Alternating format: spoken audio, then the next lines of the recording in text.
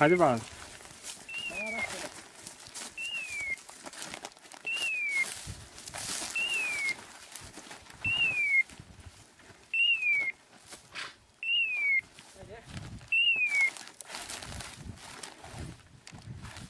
Haydi.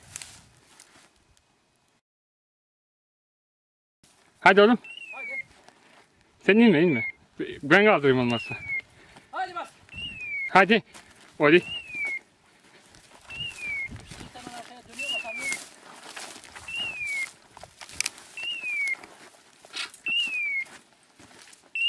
Uç oğlum. Geçen hani böyle oluyor. Burnunu sokuyorlar anca uçuyorlar.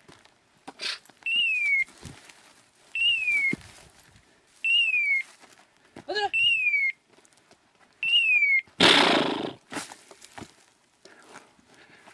Uçan mı lan? Bilmiyorum. Gördün mü? Yok. Hadi. Of be. Hacı Ferhat abi bu heyecanı bana yaşattığın için sana sonsuz teşekkürlerimi sunuyorum. Çok hoş oldu ya. Eline koluna sağlık. Eyvallah. Gel bak. Almadım. Hadi oğlum. Aferin. Hadi. Geçen de böyle çok iyi tutuyordu ya. Aferin. Gel bak. Gel. Aferin. Yürü neredesin? Nerede? Gel oğlum. Aferin. Gel bakayım. Ya köpek. Aferin. Gel. Gel. Gel buraya. Köpek oğlum çok sağlık geliyor. Gel. Tamam. Aferin. Gel. Aferin.